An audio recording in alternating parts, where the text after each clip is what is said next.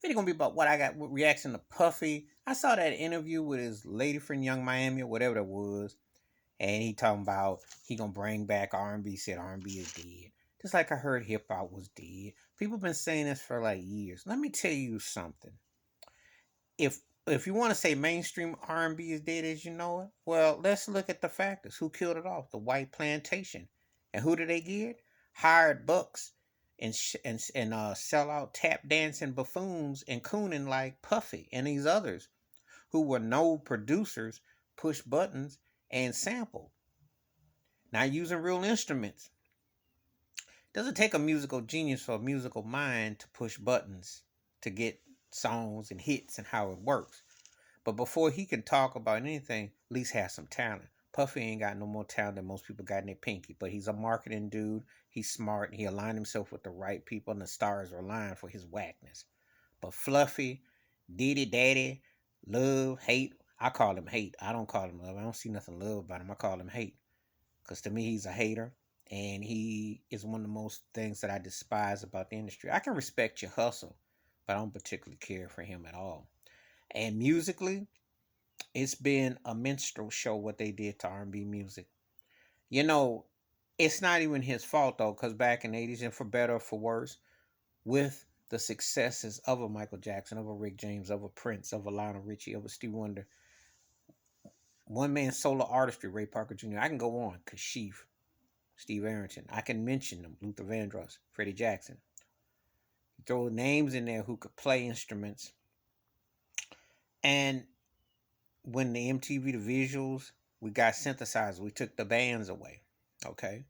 So that era produced with more synthesizers, machines, and programming, and took the parts away. You fast forward to hip hop, the MPC player, they wanted rappers to be singers. Most of them can't even rap in tune. They're not supposed to, let alone sing. The gimmick worked. And it's been what we've been dealing with ever since. You had the Teddy Riley, New Jack Swing era, and composing the different musics. Then you went to a more simpleton aspect with Timbaland with the beat driven. So you look at all these factors involved, but it was cheaper to get sampling. It's cheaper to just program beats. So to get the real R&B, the mainstream R&B is never coming back the way you know it. Them days has been long gone. Yeah, you got a few people that came along, you know, a few came along, But let's look at the situation. R. Kelly locked up. He's the last legit R&B artist to be dominant. Let's keep it a buck. Mary J, you know, got her respect. Usher, you can make that place in point. And after that, it's more poppier. Like Chris Brown's more poppier. Beyonce's in between, that sort of thing.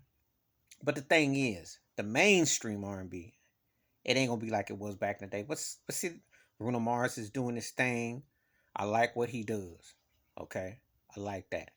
I like what he did uh, with his projects and so on and so forth. I like that. You know. But the thing is that kind of R&B that you remember from the heyday, uh, the Silk Sonic thing was cool. But the R&B that you grew up on, like if you grew up on the Whispers and the OJs and that kind of Motown and that kind of stuff, and the Battle of the Funk, Lakeside Confunction, Cameo Barcades, uh, War, Slave, etc., that's long gone, Brothers Johnson. That's long gone. That industry ain't never coming back. Even Mint Condition situation, Tony. The industry doesn't want that. They don't want to put no money in no black bands. So somebody like Puffy comes along who pushes a button, has got a sugar daddy like Clive Davis. Yeah, it's easy.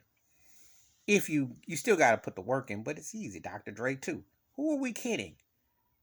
They used to call these Turkish sellouts for commercialized and sample accessible songs. Now they're music geniuses. They didn't turn into portfolios. It's hard to argue when you see Dr. Dre, Jay-Z, and Puffy selling alcohol and branding themselves, and Rick Ross flossing with Maybach and all that. It's hard to argue that unless you're a musicologist and you take this stuff serious and you get offended by this buffoonery and this plantation mindset that the industry gave these ninjas amount of money to tap dance and grin and shuck, but they don't create no real music.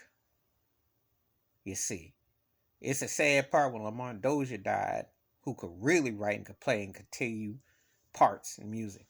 And it's a shame when I see Parliament Funkadelic, the greatness of Bernie Worrell, the greatness of what they created, Junie Morrison, etc.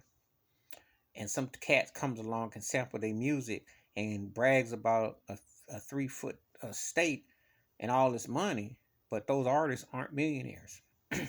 Something ain't right with that picture. But more importantly, the Rock and Roll Hall of Fame, the music industry does not respect it. No, you don't respect black folks. You cheapen the music. Let's go get some white folks to sound black. That's the other thing too that's hurt R&B.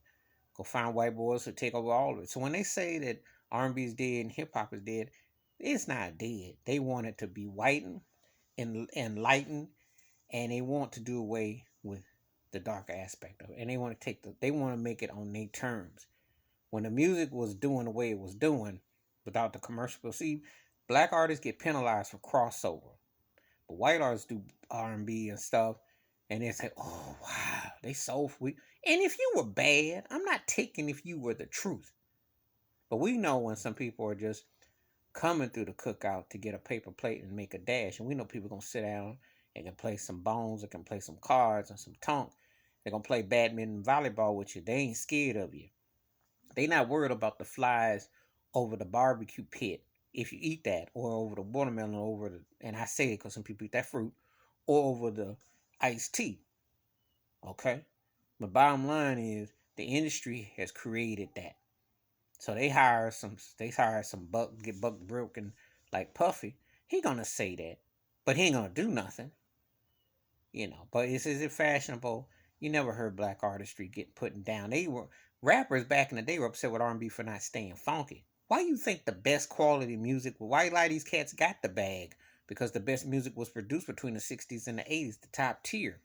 That's how you sample and recycle. The industry allowed that thievery to go on, and they're allowing it to still go on. Please hit like, subscribe, welcome thoughts and comments, and I do respond. Thank you. Wash your hands, keep your mind clear, watch out for another. I don't want to hear nothing Puffy got to say. However, he ain't wrong because they created the likes of him. I'm out.